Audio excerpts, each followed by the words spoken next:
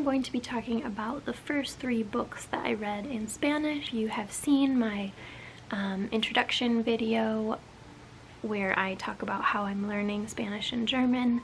You will be aware, but if not, I am really focusing on reading this year, and kind of the easiest thing for me to read right now is graphic novels because there is a little bit more context given with the pictures, so you can understand a little bit more than you otherwise would have been able to. So at the beginning of this year, I ordered some graphic novels and started reading them. So I'm going to go through what I've read so far and kind of my thoughts and how well I feel like it's working. So technically, I do have to say I had read these 2 beforehand. I read these, I think, while I was waiting to receive my other graphic novels, and they were ones that I just already owned. I guess they're technically graphic novels, but they're kind of more like comics, you know, they're very short, like 35 pages. So this one is Cenicienta, I believe, which is Cinderella, and La Bella y la Bestia, which is obviously Beauty and the Beast. So I had read those before, but they were very short. So the first full-length graphic novel that I read was Una Arruga en el Tiempo, which is A Wrinkle in Time. This one took me about 4 weeks actually to read. It is pretty long. It's 384 pages. So, you know, that's like 100 pages a week approximately. So I don't feel too badly about that, but I definitely have increased my reading pace as I continued on. This one, it's kind of hard to explain if you haven't read in a language that you don't fully understand before, but it's like I wasn't comfortable yet with not understanding things, and while I wasn't stopping and looking everything up because I knew that that would be impossible, I still kind of struggled to just let things go by me. So I definitely wasn't as rapid reading in this one, but I did really enjoy this book. I don't think that it is I don't think that it's the best way to read this book. I definitely recommend the novel of A Wrinkle in Time over a graphic novel of it, just because the illustrations were fine. They were, you know, perfectly good, but I think the magic of something like a fantasy or sci-fi novel, unless you have just absolutely out of this world illustrations, I don't think that it transfers very well, and I think it's better if you imagine things on your own. So yeah, I mean, this was really good for learning, and I'll probably reread it, but if it weren't for learning Spanish, I don't think that I would recommend this one specifically. The next book that I read was La Magia del Orden, which is the manga or graphic novel version of The Life-Changing Magic of Tidying Up by Marie Kondo. And I love Marie Kondo. I really, really love everything about the Marie Kondo method, and so when I saw this one, I knew that I had to get it. And this was so nice. Like, I read this one in a week, I think, and it was just so nice. Like, I keep saying that, but I can't think of another word. Like, I think that if you haven't read Marie Kondo's books,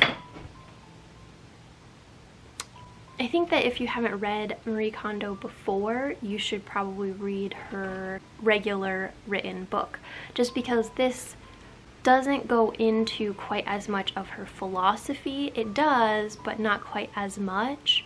It's more about the actual physical tidying up. Whereas in the regular book, she goes pretty in-depth into her philosophy of, you know, creating the space that you want to have in order to have the life that you want to have. And I think that's what's really life-changing about what she teaches. So I didn't think this covered that quite as well, but I still really enjoyed it, and I think it's a really nice way to revisit it if maybe you read her book years ago or something and you kind of want to get a refresher, I think is really nice. The illustrations are really cute. Like, they're just really cute. It gives the story, it tells the Marie Kondo method with this client of hers, and it kind of goes through the whole process of cleaning out her apartment and creating, you know, the life that she wants to have. And then it will have these kind of pages that show more, like more detail of how to do folding and that sort of thing. So yeah, I really enjoyed this one. I think it's well worth the read. Any Marie Kondo I think is well worth the read.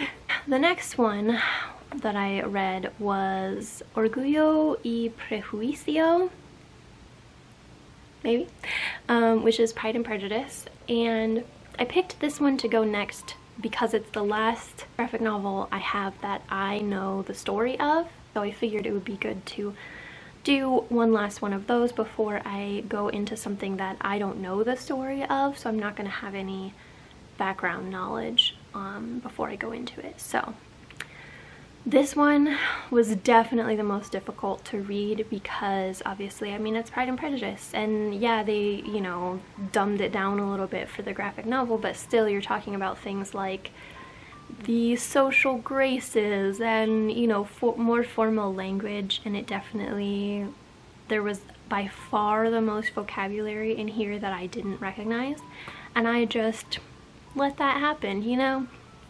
That's fine.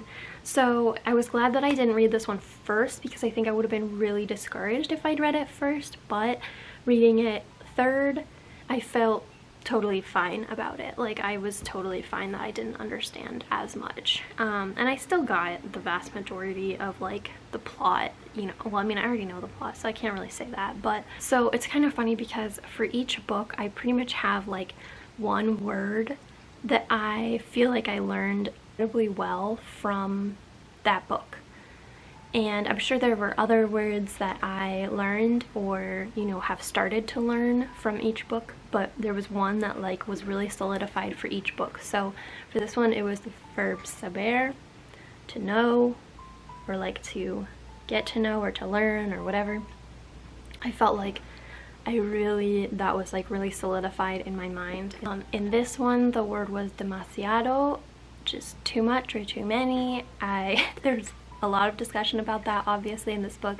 This one also, doblar, or, you know, whatever, folding, and ordenar, you know, there were other ones, but this one specifically, demasiado, was one that I didn't know before I started this book, and I definitely know it afterwards. And this one was conocido. I like knew that beforehand, like conocer, but this one, it's in this book in so many forms, like desconocido, that, you know, it's in here a lot for some reason, I guess because like that's a big social thing of like, anyway. So yeah, I definitely solidified that one in this one. So that is the results of 3 Spanish books so far. I asked on my Instagram what the next one should be, and somewhat unsurprisingly, people picked Percy Jackson, which is kind of nice because that's the last one from my first haul of graphic novels, so I will read all of those that I got first and then read all of the second haul, and then I think after that I'm going to actually reread most or all of the graphic novels that I have read so far, just to get more out of them and continue practicing. So I'm really happy with the results so far, actually. I'm a little bit nervous about learning this way because it's certainly not a traditional way of learning. In, like, you know, StudyGram and everything, you see everyone doing all of this beautiful note-taking and grammar points and everything, and I'm just like, I'm gonna read my book. But it's been really enjoyable. I don't necessarily think it's like the fastest way to get competency up front because I'm still not good at speaking yet because I haven't been practicing, but I can tell that I am getting a much better sense of how the language flows and everything, and I'm learning constructions of sentences that I probably wouldn't be seeing in beginner level learning. So I think, you know, I'm happy with it so far. If I find that I'm not continuing to make progress by using this method, then I will, you know, change it up. But this is also not the only thing that I'm doing. I'm also listening to podcasts and watching shows and that sort of thing to get listening comprehension as well.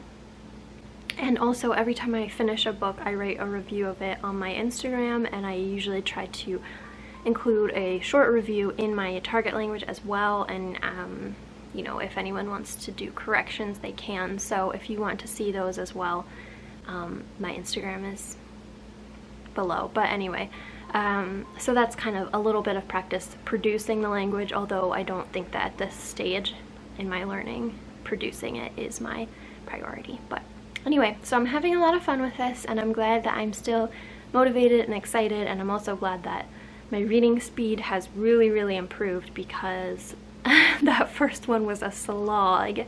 I was a little bit worried during the first one, but it's going well. So if you have any questions or thoughts or book recommendations or anything, definitely leave them below, and I hope that you stick around to see more videos in the future. Thanks!